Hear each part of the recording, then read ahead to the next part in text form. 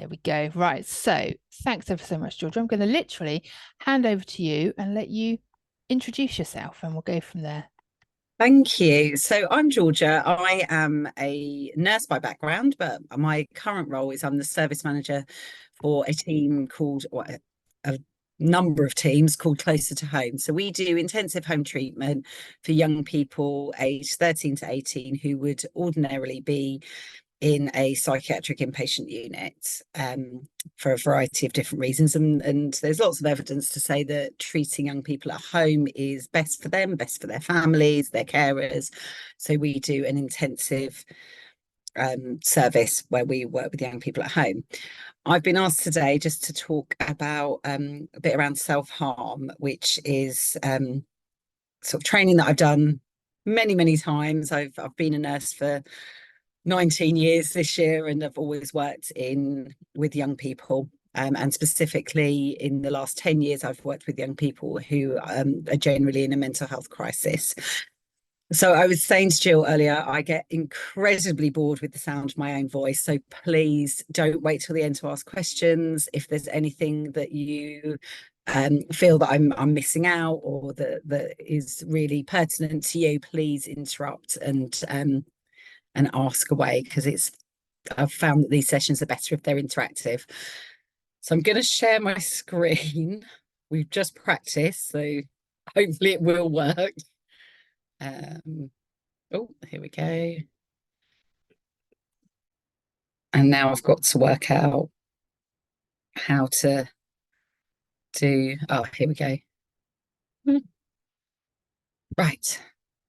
So yeah, as I say, just call out because I can't see everyone now that I've got this up. So what I thought we would cover today is some of the definitions of self-harm, different ways that young people might self-harm. It's not an exhaustive list, but some of the more common ways that we've found that young people will self-harm. A little bit about suicidality, some of the myths around self-harm. And I think the last kind of couple of bits are probably the most important, which is, what you can do if you're worried about your child, what some of the coping strategies are, and also some helpful links. Is that what people would find helpful? Is there anything that you think that I've glaringly missed off that list? I think that's a great list. And if anyone wants to put things in chat, I can read it out for them as well. But I think that's a really good list. Definitely a good place to start. Okay, lovely. And I have sent the PowerPoint to you, Jill, and if you're more than happy for you to share that around. That's great. Thank you. So just some of the sort of official, I guess, definitions of self-harm is about deliberately injuring oneself, typically as a manifestation of psychological, I can't actually read all this because it's covering, but a psychological something disorder. Psychiatric disorder. There you go. Thank you. Okay. And it can refer to behaviour where someone intentionally causes harm to themselves. It can be any behaviour, minor or high risk, which causes injury. And I think the bit around minor or high risk is it's actually it's all really dependent on what people have experienced. So what, as a mental health professional, I might think, oh, that's not too serious. Actually, for a family, the impact that that's having on them and for that young person is sort of major, not a minor thing. So we do take all self-harm seriously. Our kind of response to it might be different, depending on how high risk it is. But for most families, it's a major thing for everyone. So I guess a question to you guys, what you think or what you've experienced with your young people, some of the methods of self-harm might be.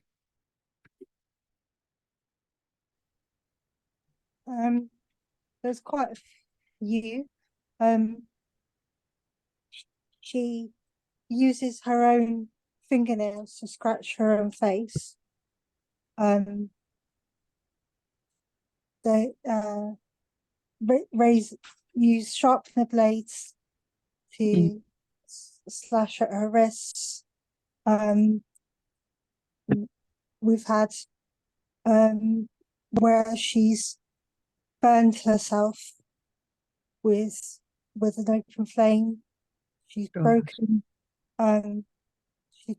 a ring pull off of a can to make it sharp. She's used her own belts or cords round her neck. Yeah, that's some of them. Yeah, it's really tricky, isn't it? Because particularly when young people are using parts of their own body to hurt themselves, because although we can't completely eradicate items that young people can use or anyone can use to harm themselves, we can sometimes limit what, we can remove things like blades. You can't remove someone's fingernails, so it's really tricky. And I think some of that list that you've said shows actually how desperate young people can get and what they'll find and what they'll use, and things that we may never have thought about them using. When you said about burning, my first thought was, oh, I wonder if that's with a deodorant can. Yeah. Because before I'd come into contact with young people that did that, I never would have thought using an aerosol can to burn yourself. But actually, yeah. I mean, I know I've done it where I've put deodorant on and held it a little bit too close accidentally, and I'm like, oh, that's really painful. So if you're doing that deliberately, that can cause some significant burns. Yeah. So again, this is not an exhaust. I don't know why I keep trying to say that word because I can't say it. Young people will kind of use anything and everything, and also there are certain things in self-harm that some people would see as self-harm and some people wouldn't. So I know like older generations have said to me, I'm quite heavily tattooed everywhere, and I've been told that that's self-harm. I don't think it is, but there are some people that might think it is. And there are people, I did work with a young person once who we always knew when she was struggling because she would tattoo herself. And so she would use that as a way of self-harm and a way of communicating to us that things really, really weren't okay. And the types of things she was tattooing on herself would have caused her difficulties for her future.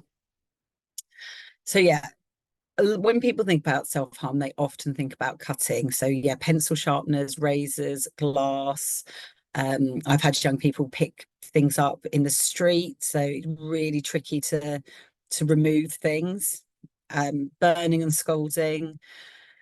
Scratching, so not just scratching with nails, so scratching with kind of one of the more obvious ones is are they called protractors? Are they the ones in your maths kit?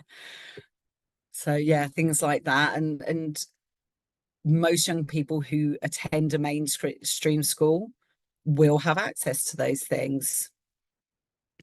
So overdose is one that people don't always think of self-harming because they think about it as an attempt to end your life, but actually there's a lot of young people who will use overdose as a form of self-harm rather than a form of trying to kind of as a suicide form.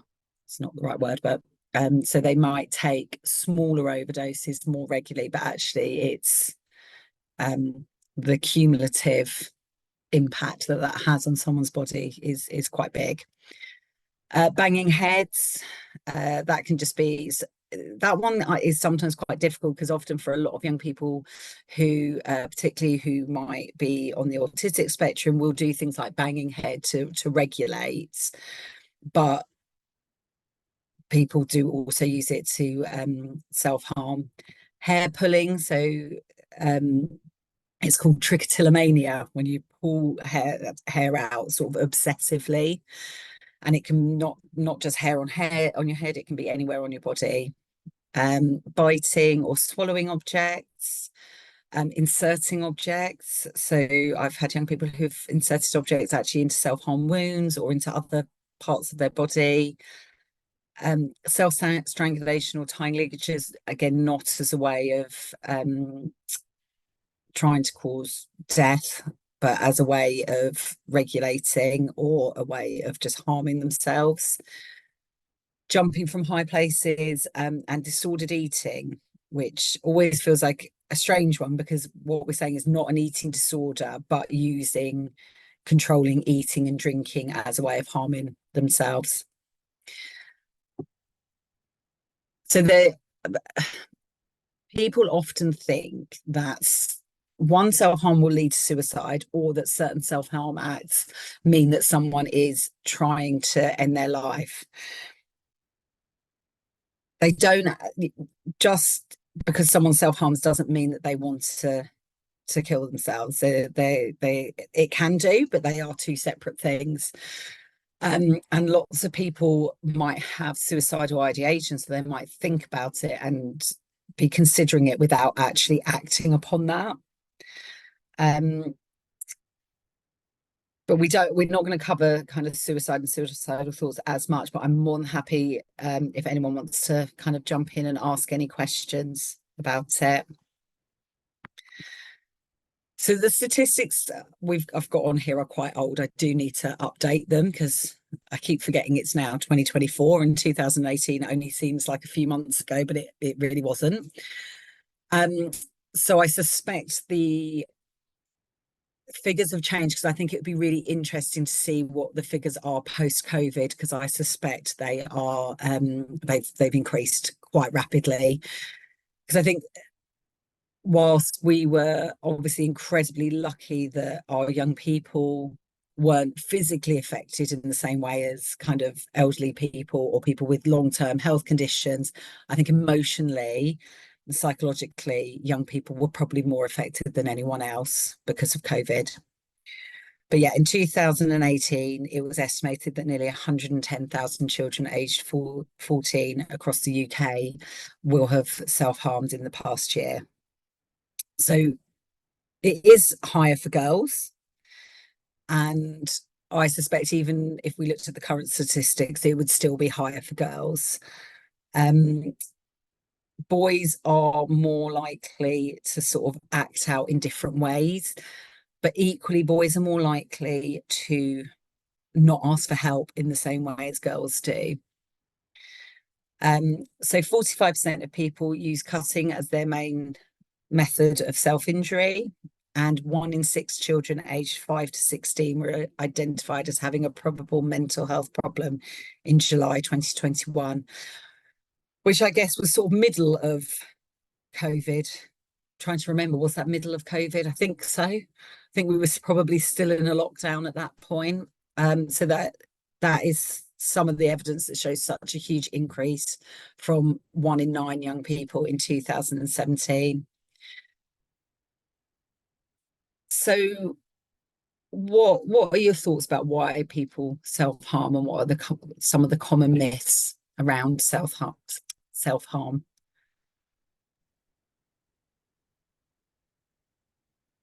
I think often it's kind of seen as attention seeking. I think that's a common myth, doing it to get some attention. That it's not really serious. If they don't really damage themselves, then you don't need to take it too seriously, I think is another common myth. I'm just The looking at attention seeking thing is possibly one of my least favorite things that people say, because we all need attention in a variety of ways. And so even if it was attention seeking, which I don't think it is, it's using someone needing attention as a negative thing. But we all do, unless we're happy to sit in a dark room with no interaction, which no one is. Everyone needs attention. And actually young people, I think, sometimes use it as a way of communicating how they're feeling, but that's not around attention. That's really communicating the levels of distress that they can't verbally tell us. Yeah, and that's what somebody's put in the chat actually, that it's that emotional overwhelmed, that's why they do it. Mm. My child has said that sometimes it's so that they can show on the outside how they're feeling on the inside. Yeah.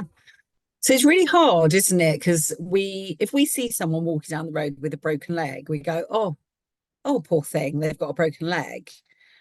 But it's interesting what society see when they see someone who is clearly suffering from some sort of emotional crisis or mental health problem. I think as a society, we don't take it as seriously, or we don't offer the same empathy. So I can really understand that, wanting to express how painful things are inside. And I think I've had young people say to me before, it's so that they can physically see how they're feeling, because they can't gather their thoughts to know how they're feeling inside. But actually, if they see something physical, that feels more tangible for them.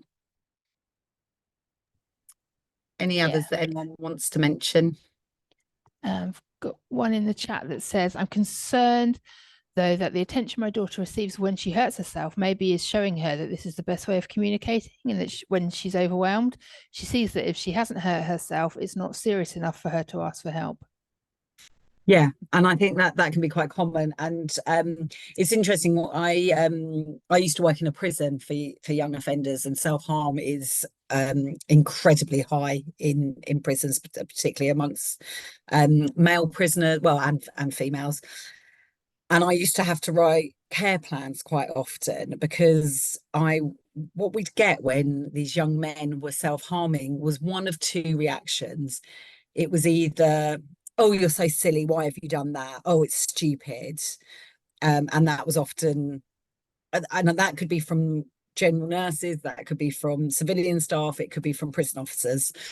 Or they would get an incredibly caring response, but only at those times. So that person then thought, well, the only way I'm going to get a caring response, because they're very deprived from care in prison, is if I self-harm.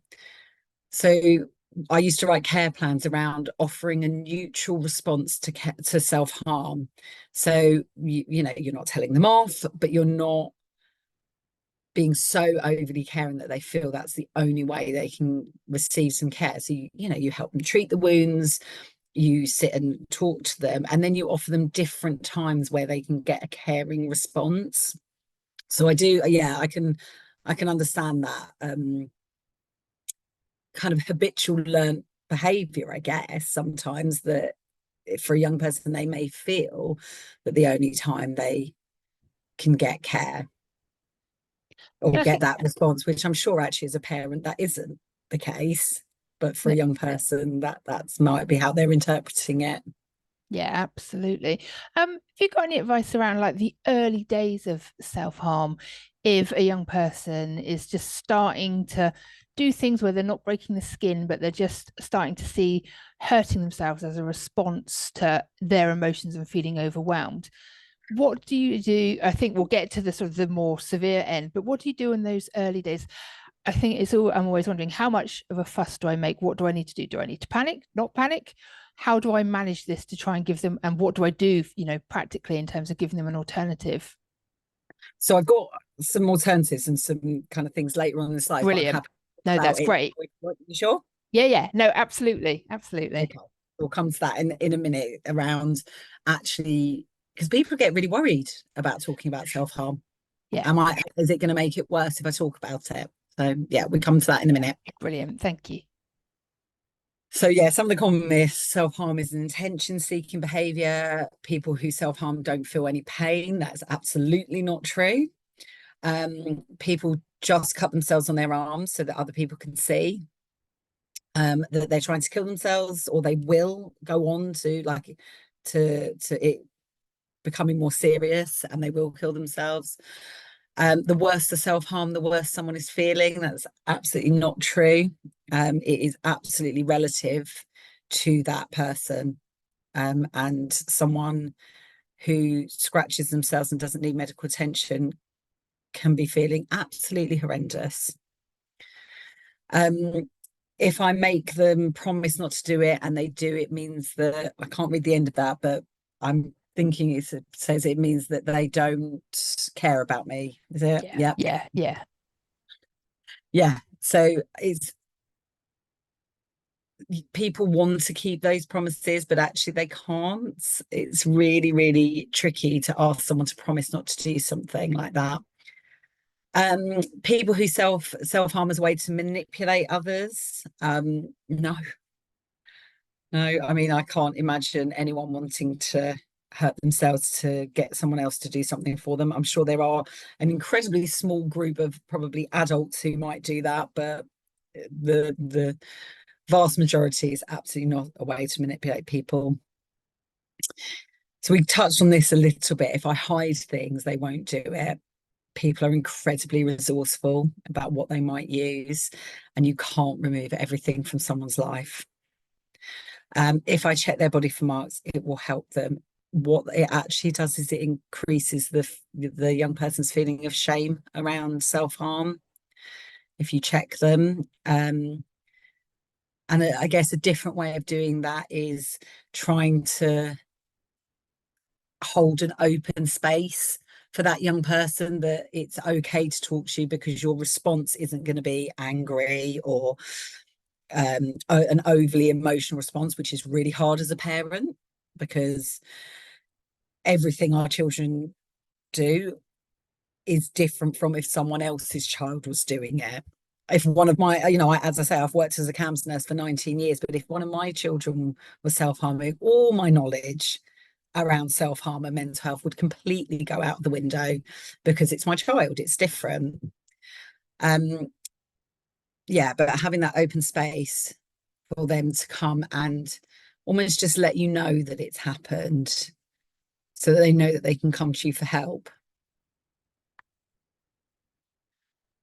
I'm not going to go over this bit because this is more kind of for professionals. So I do this PowerPoint for professionals as well. So it's thinking about risk assessments and how professionals can help risk assess in different environments. I think at home, you probably don't want to be doing sort of formal risk assessments of your home.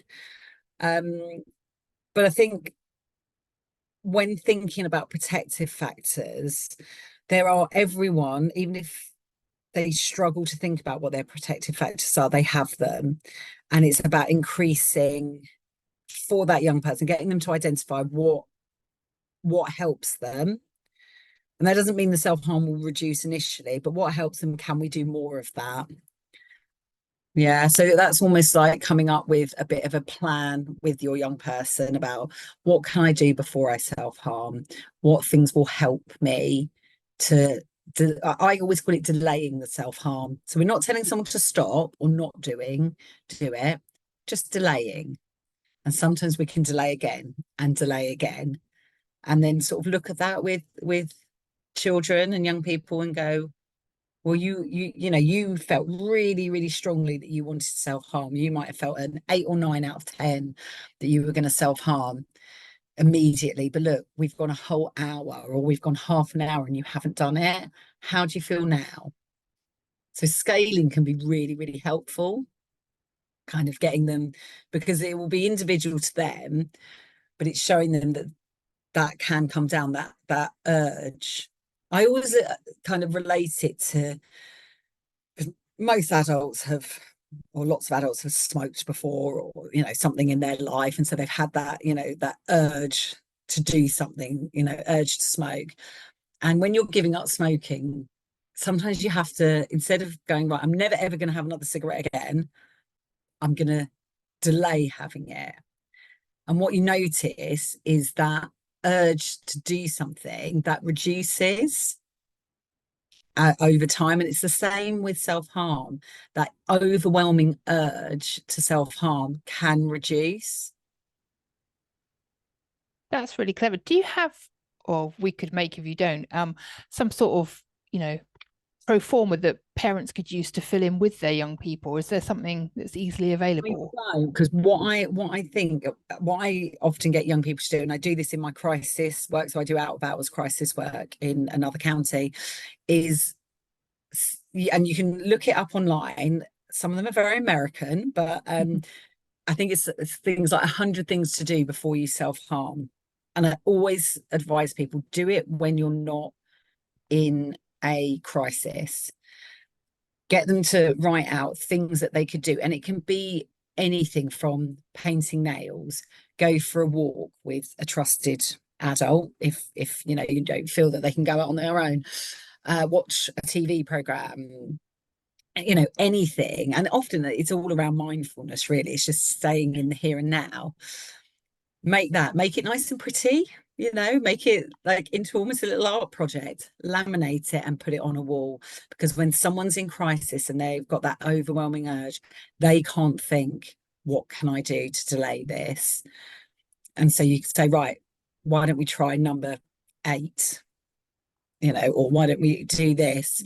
The other thing you can do is self-soothe boxes, because again, it's that mindfulness, staying in the here and now. And they're really individual, but some people will put things like nice hand cream in because it feels nice, but also the smell brings you into the here and now. Fidget toys, different artwork that they could do, things like that. So just things that can help keep them calm. Again, they're really individual, because some things will work for some people and they absolutely won't for others, you know. And also taking into consideration people's sensory difficulties, that certain smells and certain touches might really not be nice for them. So yeah, things like that are really, really helpful for when someone's in crisis and go, right, let's get your self-soothe box out. What can we do? What can we try right now? Yeah, no, that's brilliant. Thank you. So these are some of the risk factors that, you know, as I said before, being male is more of a risk factor. That again is around, you know, you see it with small children. Little girls will tell you how they're feeling more than boys will. Boys will act out a little bit more. Girls will vocalize a bit more. And I do think it's a societal thing that we've always expected men just to stay quiet and, you know, be a man and all that absolute nonsense that has been perpetuated for hundreds of years. Being in your late teens, so between 16 and 18, and I guess part of that fits into, there are huge life changes for 16 to 18-year-olds. GCSEs, A levels, we're expecting these young children basically to decide what they're going to do for the rest of their lives at the age of sort of 16, 17. And that's ridiculous. You know, I remember my eldest child going off to university and I thought, gosh, she's 18 and I'm expecting her to be an adult and, you know, work out her finances and live on her own. And like, she's a baby. And so that's the huge life changes that go on between 16 and 18, and hormonal changes and all of that stuff that goes on for young people. So another risk factor is people that have self-harmed in the past. If they may have had a period of stopping, their brain might kind of tell them when they go through another period of crisis, oh, hang on a minute, I self-harmed before and that worked, that made me feel better. And so that might be something they'll go back to. People who use alcohol and drugs, you know, generally alcohol and drugs are not good for you. So it is going to increase your risk of self-harm. People who disengage from services, so they don't have kind of somewhere to turn for professional help. I would say on that as well, maybe people who are on long waiting lists and aren't able to receive help.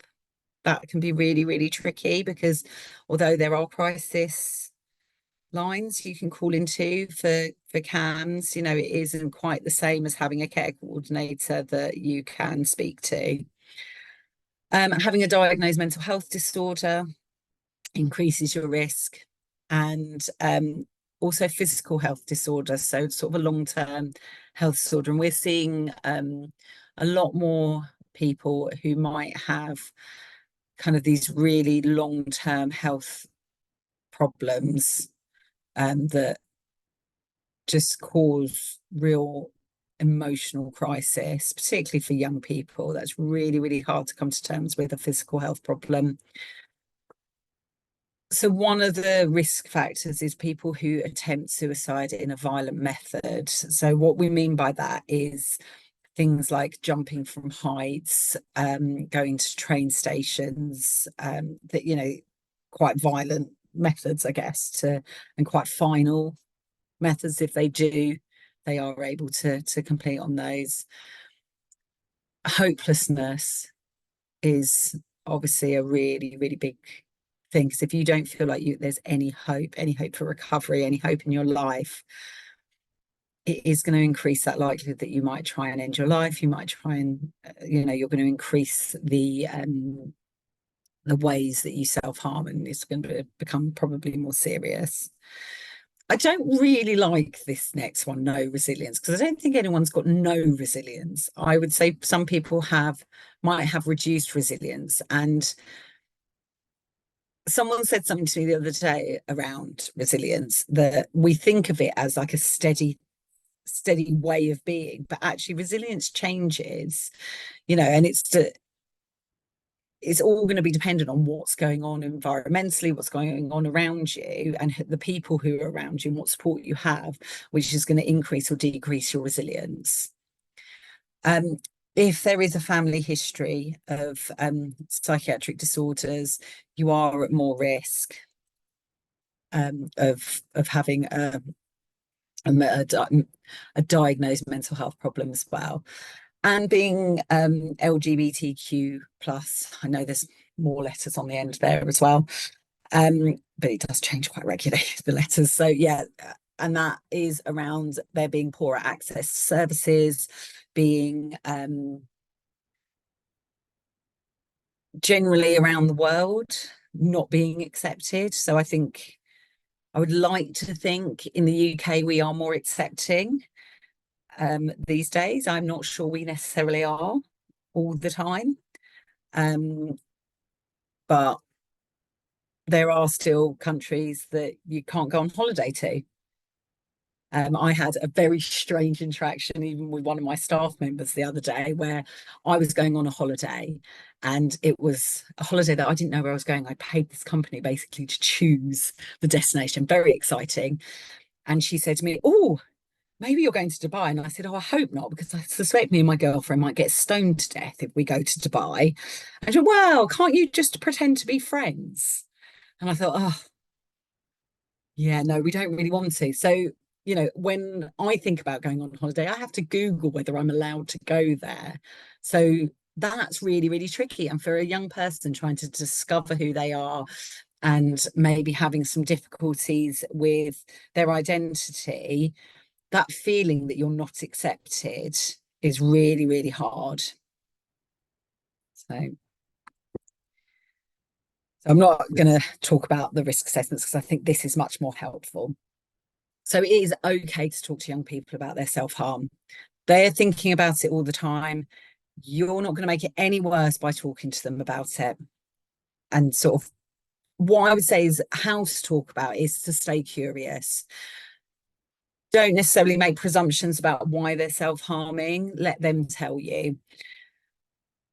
If they're really struggling to talk, there are some really good resources like emotion wheels.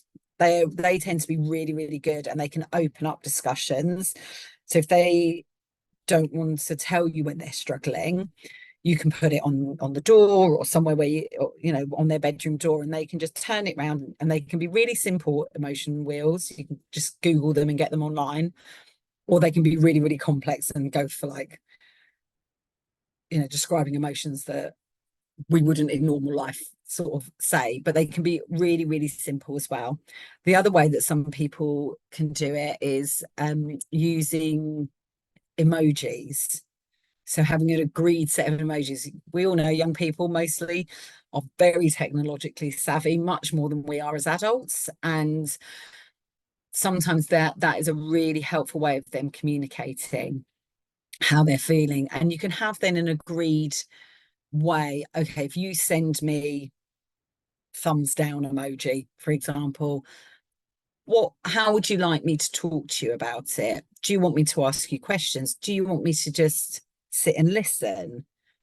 Do you want to write down how you're feeling? So then there's lots of ways, and it's always good to open it up to them deciding how they want to talk about how they're feeling. Again, I also recognize that's really difficult if you've got a young person who will not talk about how they're feeling. It's really, really tricky. And then, in those times, sometimes you could say, I wonder if you're feeling sad. Is there something that's made you feel sad? I'm saying that in very simplistic terms. You know your young people, you know how they might want to communicate those things. But it isn't, you're not going to make it worse by talking about it. So it's absolutely okay to talk to your young people about self-harm.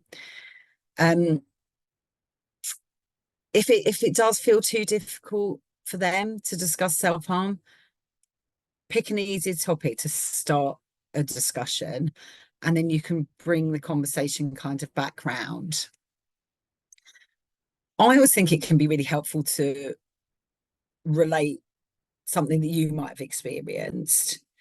So if they've got a problem with school, you could say, gosh, when I was at school, I found this really difficult. I wonder if you're finding that difficult as well. Or, I found understanding what my friends meant when they said, I don't want to play with you. Or so I'm relating this because I've got small children. So I'm sort of relating this to discussions I have with my small children.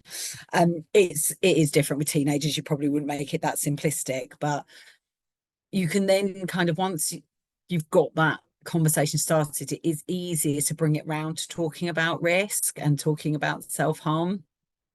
I always find as well, one of the best ways to talk to young people is by talking to them whilst doing something, talking in the car, because you're not looking at them, you're concentrating on the road, but you're having so that it doesn't feel so like there's a massive spotlight on them.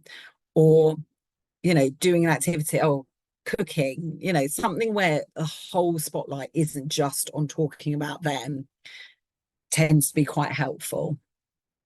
So listening to their feelings, I learned a long time ago when I was working with a young person and I'd ask a question and they wouldn't answer me back straight away, and I'd sort of follow it up really quickly with another question. And what I hadn't thought is actually they're taking time to process what I've just said.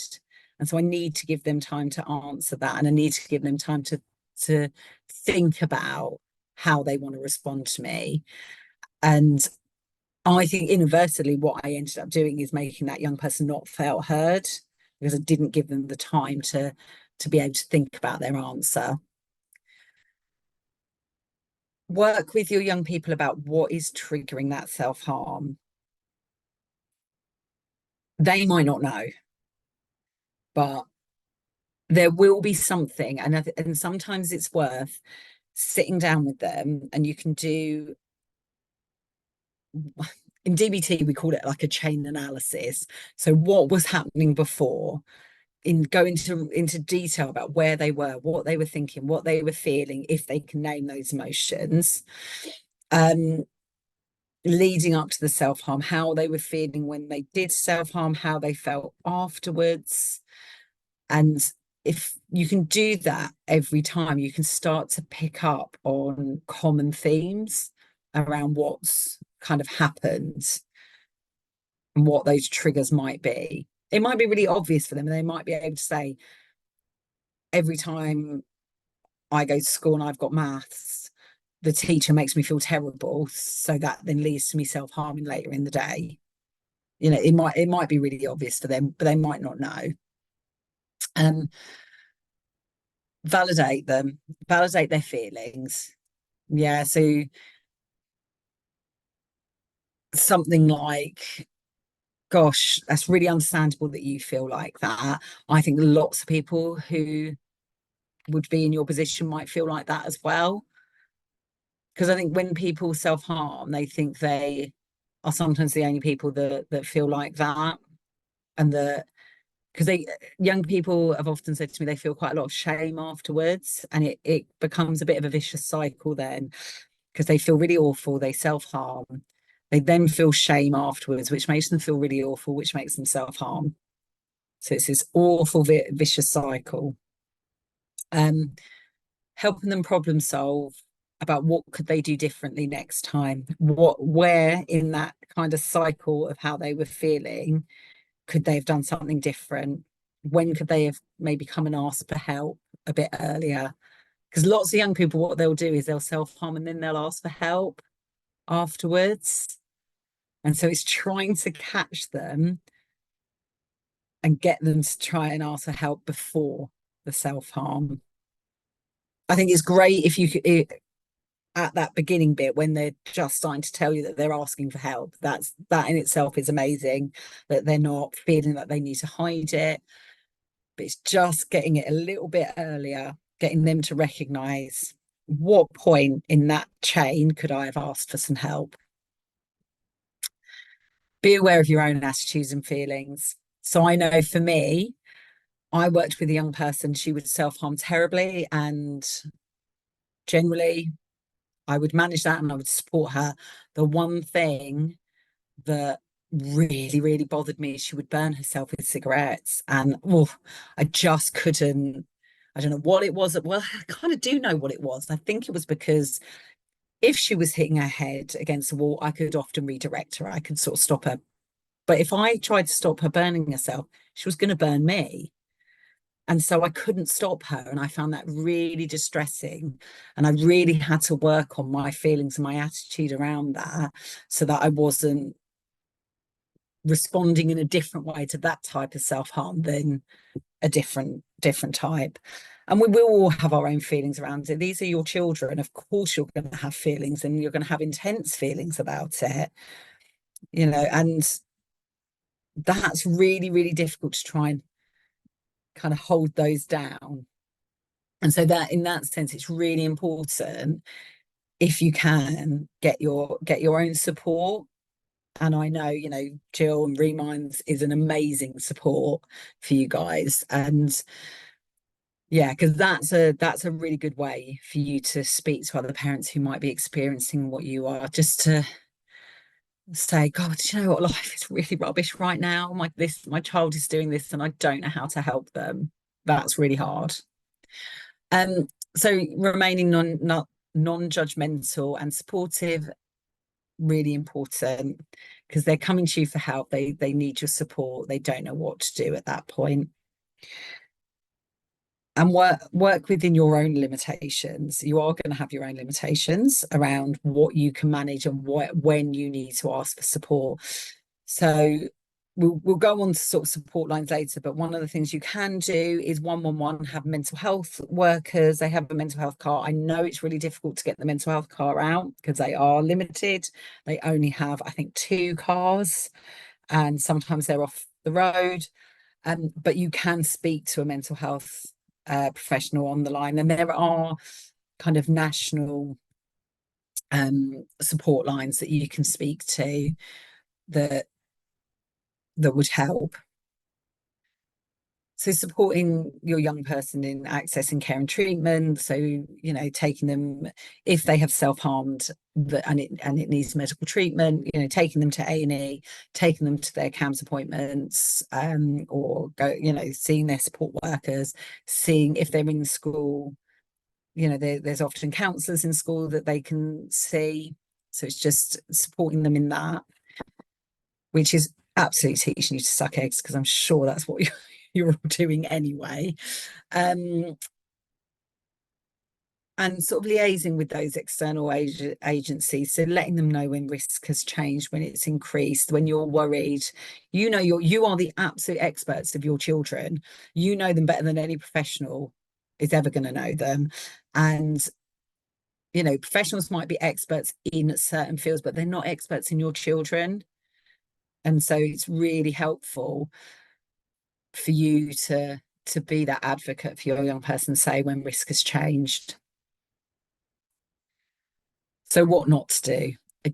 it's kind of the opposite of what we've talked about. So expressing your concerns in front of young people. So you are going to feel intense emotions around it. And I guess it's about sharing that with other adults and not with that young person. Telling them off, jumping to conclusions. So thinking that if they self-harmed, that means they're feeling suicidal. They may not be. Ask them leading questions. Sometimes leading questions, not leading questions, it is best to ask open questions, but sometimes young people don't respond to open questions and you might need to be more direct with them. So the next bit is more for professionals about diagnosing in notes, because that does happen. I've had a social worker, not a mental health social worker, mention in the meeting that a young person I was working with was psychotic, and he absolutely wasn't, but it became a narrative over weeks and it was really unhelpful for that young person. Don't always assume the worst. That, as parents, that's where we go every time. We assume the worst, and that's completely normal, but sometimes it's about calming yourself down and thinking that, my child is not going to constantly be in crisis. So what are some of the coping strategies that your young people use? Can I just jump in and ask, at what point, if this is the first time or the first few times somebody self-harmed, at what point do you then seek some professional advice? When would you contact CAMHS? So I think you can do it at any point. If your young person self-harms once and that feels like something big for you, which for a lot of people it would, because I guess you're going to be having those conversations as well. If it feels like they said, oh, I was feeling really rubbish, I self-harmed because I know that other people have done it and I found it helpful, but gosh, it really wasn't helpful for me, I'm not going to ever do that again, then you probably keep an eye on it. You may not need to. I think if they said, actually, yeah, I found that really helpful to self-harm, because a lot of young people do at the beginning, they will find it helpful. It doesn't lead on to continuing to be helpful. That is the problem, because it becomes less and less helpful. But I think if you've had that conversation and you're still worried, get help from the first time. I think don't ever feel like, oh gosh, they've only done it once or they've only done it a couple of times, so I can't really get help because I'll be told, oh, they need to be doing it for a year. You should, seek help and advice when you need it, when you feel you need it. Yeah, that's good. Thank you. I wondered, because obviously CAMHS generally say on their referral criteria about it being 3 months and the impact and the duration. So I just wondered, if there was an alternative when that happens initially. So I guess in those cases, it might be helpful to, one, speak to other parents that might have experienced that, and they might be able to give you some kind of good coping strategies. That's worth. Speak to something like Young Minds, someone at places like that who'd be able to offer you support. I think CAMHS is a really difficult one to get into, because if you're not already had a referral, you're not on the waiting list, or you're not being seen, yes, they are likely to say you need to have been self-harming, or it needs to be at a certain level, which is really tricky, but because I think people who work in CAMHS would like to help everyone, but we all know there is just not the resources to help everyone. There's also teams like, why can I not think of their name? No Limits, that's it. Yeah, so there's places like No Limits. Schools will often have really good resources if your young person is attending school. So if they haven't got quite to that point of self-harming, but you're worried, there are teams like the Mental Health in Schools teams for young people that are really struggling. So there are lots of avenues where you could ask for support that isn't CAMHS. Yeah. And do you know, you might not know this, do you know about, once they're over 18, where you would go if you were concerned about it? So over 18s, you've got havens. Okay. I don't know where they are. That's it. I think one of them's called the Lighthouse, is it? Yeah, I there's think. a lighthouse in Uh, Shirley and Bitton now. yeah. So, and there's also, I believe, I might be completely wrong, but I think there is a crisis line for adults as well. There often is in most counties. It's really tricky Okay. because I've also got Surrey in my mind because I run the crisis thing a few nights a week for them as well. But yes, there are havens for adults. Okay, brilliant. Thank you. There's one in Eastleigh. What, a haven? Yeah. Oh, brilliant. We did look at, well, we did a business plan about a young person's haven, and No Limits were running one at one point. And I think it is certainly something that we want to look to in the future, but there is no money in the NHS. There's nothing, so at the moment, I think things like that are probably on hold. But there is also a new crisis service mobilising for young people in Southampton. They are in the process of recruiting. So there'll be a crisis service that will work with young people for short periods of time. So it won't be quite at the level of difficulty that the young people that my service work with, but it will be more than CAMS, and it will be short-term pieces. And we're also looking at having a similar offer in Portsmouth. That's good. And reminder, obviously, we're commissioned to support parents and carers whose young people are in crisis. So just kind of offering that peer support and knowledge as well. And that's right across Hampshire, right up to Frimley as well. So, and I guess Really? as everything merges, certainly across Hampshire with Southampton, it will have there'll be a different outlook. But currently, yeah, we're certainly commissioned to help parents as much as we can when their young people are in crisis with peer support. Will you continue to offer the Frimley kind of contingent, because that's all changing, isn't Yeah, it? I don't know. I'll let you know once I've spoken to our Yeah, commissioner. because I'm meeting someone tomorrow who works for Surrey and Borders and thinking about how we transition our young people over to them. So Yeah, yes, a lot happening. very confusing. I can't keep up with it. So okay, so any other coping strategies that your young people use, or that you can think of that might be helpful to other parents? My daughter uses an app Mm. just because she likes being able to, she's autistic as well. So she likes being able to see how many days it's been since. She feels quite proud. She's quite young. She's only 12, but she feels quite proud of being able to tell me how many days it's been since she's last tried anything. Yeah, I've seen a lot of young people use that, and I'll go in my other job, I'll go around and visit them. They go, "Oh my goodness, guess how many days it's been," and they're really proud to share that. Yeah, yeah, absolutely. Okay, so these are some of the coping. Again, there are hundreds of coping strategies, and they are really, really individual.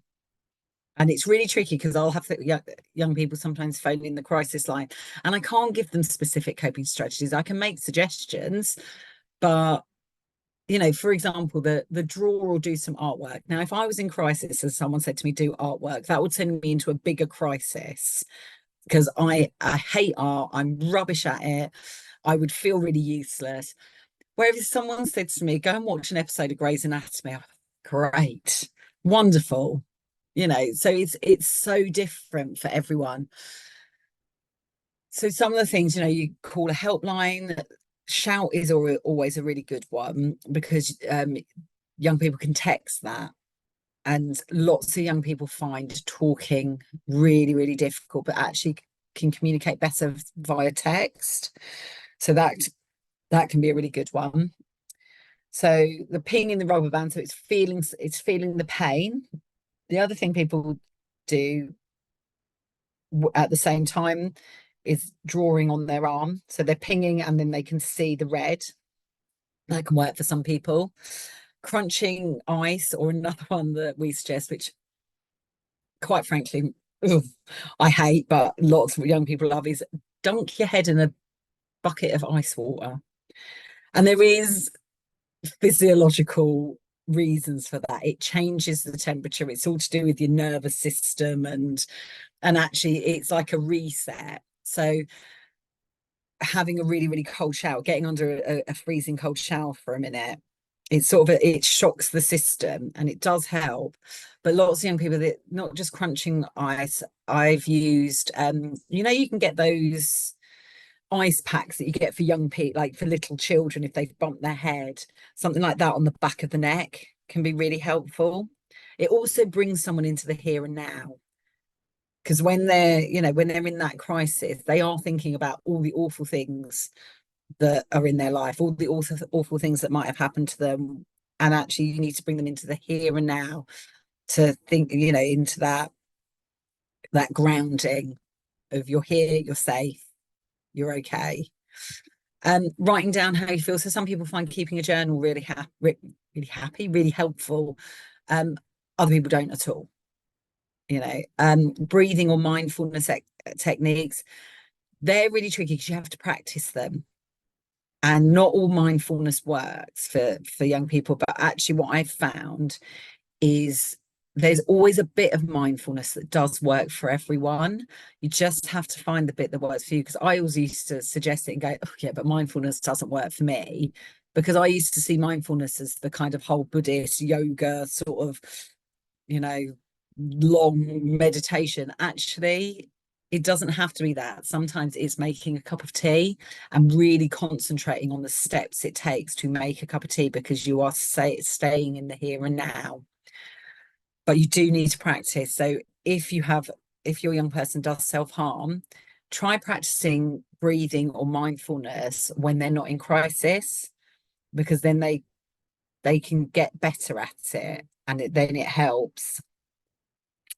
Doing something enjoyable, something that they like doing. So again, you're the experts of your children.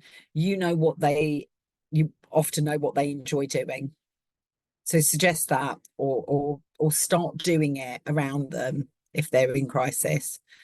Talked about the self-soothe boxes. So even creating a self-soothe box is a coping strategy and a distraction technique. Exercise. I mean, I'm not a massive exerciser. I'm not a fan, but actually what I found for me when I'm feeling really, really stressed is going for a walk actually helps, being out in nature. And so that can be really helpful, getting some fresh air. All of these things, they are not going to stop your young people self-harming. They're not going to solve the issues. What they're going to do is deal with the crisis in the here and now. And then longer term therapeutic work is going to help in the long run. Or, you know, they may get to a point where they just try something different, and you supporting them in just trying different things in coping with those intense feelings. So yeah, the accessing support online, listening to music, that can be really helpful for a lot of young people. Being around other people. So there's nothing worse than when you're feeling really awful to just being on your own. And lots of young people, when they are feeling like that, they want to just hide away and be on their own, but actually it's not helpful. And so what I try to suggest to young people is, okay, you want to be on your own. Do you know what? Go and spend half an hour, 10 minutes on your own, but then you have to come out of your room. Then you have to come and spend time with other people. So yeah, watching TV, painting your nails, these are all just like, they're actually all quite grounding techniques. They're bringing you into the here and now. I like the feed the ducks, the birds, or the squirrels. I think that's quite a sweet one. But again, you get it going out. You're getting out of that environment. So it's not just about the process of, oh, I'm going to go and look after an animal, but I'm getting out of that environment. But animals also are really, really helpful for a lot of people. You know, dogs. I know lots of young people I worked with, they got dogs as part of their therapy, which I think is wonderful. And lots of services now will have therapy dogs, which are delightful. And I really want one for my service, but mainly one that lives with me. So, but yeah, all of these things are going to be very, very individual for your young people. Social media. So I've got really, really mixed feelings about social media. I think it can be really helpful at times because I think it can keep people connected, particularly young people who might find friendships face to face really difficult. But there are huge amounts of problems with social media because I think people, there's a lot of cyberbullying. There's a lot of really dodgy things out there on the internet that our young people will access.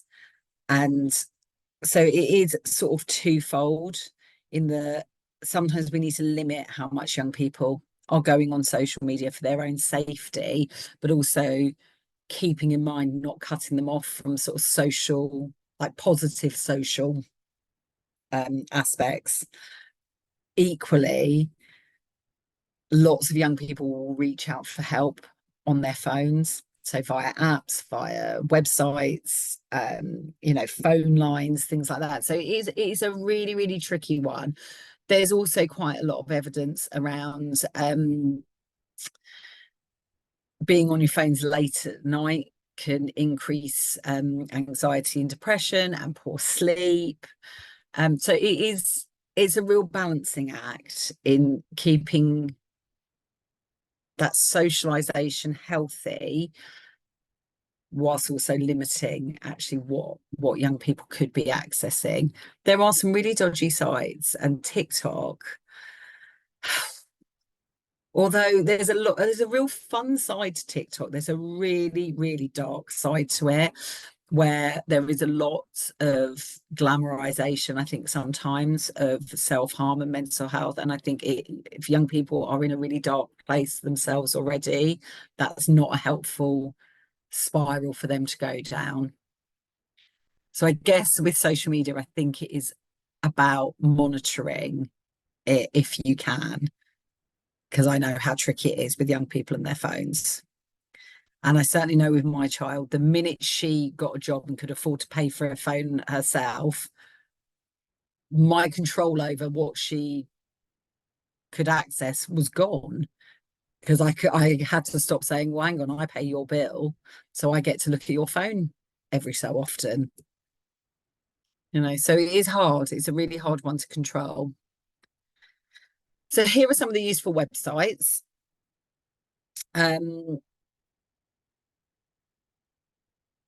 Kooth in particular is an online thing that young people can get support with. It is free.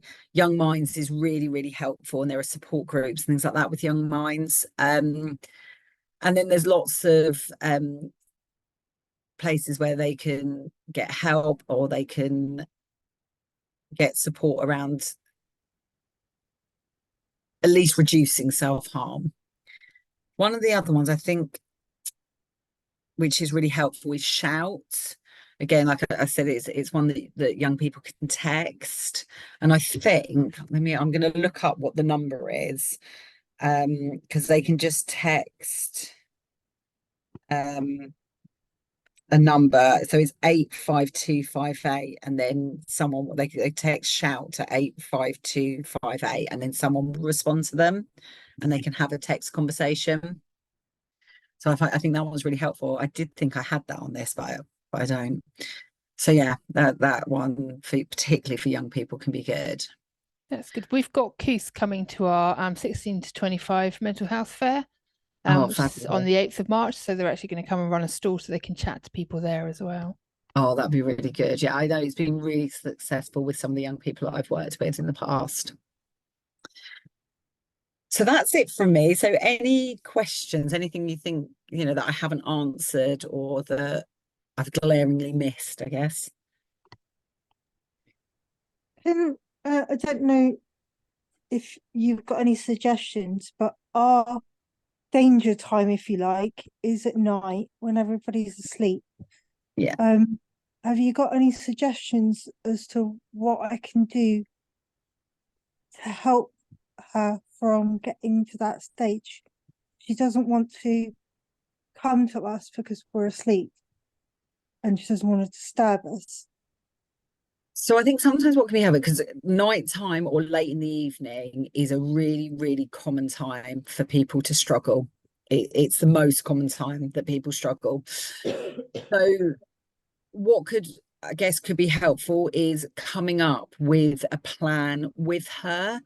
If I'm struggling and I don't want to wake my parents up, I can text shout, or I can look at my list of things to do instead of self-harming. Like, it's almost like a timetable that she can go through. And then the last thing being, if none of that stuff works, then maybe have an agreement with her that she will come and wake you up, and she'll, so that she's tried all these things, they've not Yeah. worked, and the last thing is, okay, now I can go and wake my parents up because I really need support, and almost get her to sort of sign up for that, around, so she's got some ownership around it. Yeah. Do you think she would try different things by herself? Yeah, she often does try things and then comes to me and still says, I'm still getting the urges to self-harm. It's really powerful right now. Bless her. And that's really hard. And I guess it's about, because I think a lot of young people, what they do is go, I'm getting the urges to self-harm. The urges need to go completely. I need to do something that makes the urges go for the rest of the night. Yeah. That's not realistic. No. So it's about what's going to make these urges reduce in the next 15 minutes. Okay, they've reduced a bit. What can I do for the next 15 minutes? So it's taking it small little bits at a time, because if you think about trying to get rid of them completely for a whole night, that's massive, and it's overwhelming, and it's too much. And when it doesn't work completely in that first 15, 20 minutes, I think young people are prone to think, well, what's the point? I've tried, why bother? So it's reducing it down to, even if it's only 5 minutes that works for her, what can I do in this 5 minutes? And sometimes people have to change coping strategies every 5 minutes, 10 minutes, 15 minutes, because they stop working and they need to try something different. Yeah. Okay, thank you. It's okay. Any other questions? You're on mute, Jill. Of course I am. It's one of those days. Yeah. Of what you do when it's the really early stages, how do you de-escalate it and sort of help that young person not take things to a more serious level? If they're just sort of initially telling you they've started doing this, and maybe they're only a few months into some less severe self-harming, is there, I guess it's that, do we overreact and then come up with a plan and make it a big thing, or do we kind of just see where it goes? I think it's staying curious, and Okay. staying curious to understand why they've gone to that point. What's made them think that would be helpful? What, that first time they tried it, what made them think that might be helpful? Okay. And really trying to understand, one, is it helpful? Are they finding it helpful? Because at the beginning, often young people do find it helpful, and it's about, instead of then finding ways to stop them self-harming, it's thinking about, how can we reduce it? How can we, because there will come a point where they don't find it helpful anymore. Yeah. And so it's trying to reduce it. I think, like anything, completely taking away what is at that time a coping strategy. And for us, absolutely, it's not a helpful coping strategy. It's a maladaptive one. For them, it is helpful at that point.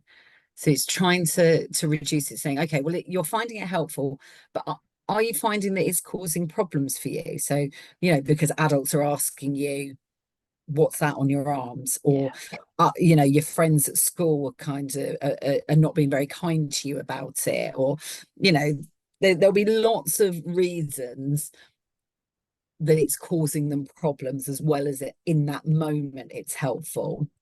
So, in the moment it's helpful, but actually in the long term, is it helpful? Because you were really upset that other child at school laughed at you because you're wearing a jumper in July, things like that. Yes.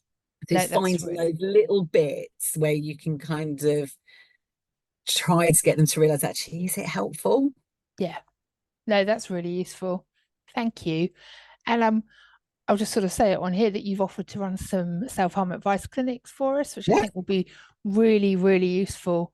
And I'm going to write up everything you've said and create just like a little handout. So we've got that as a Oh, resource okay. for families, sort of using your slides if that's okay, and just some of the course. sort of conversations we had, because I think there's a lot of really useful information there. So we'll get that up on the website soon as well.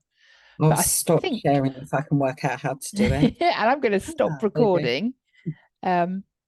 If I can find out how to do that as well. There we go.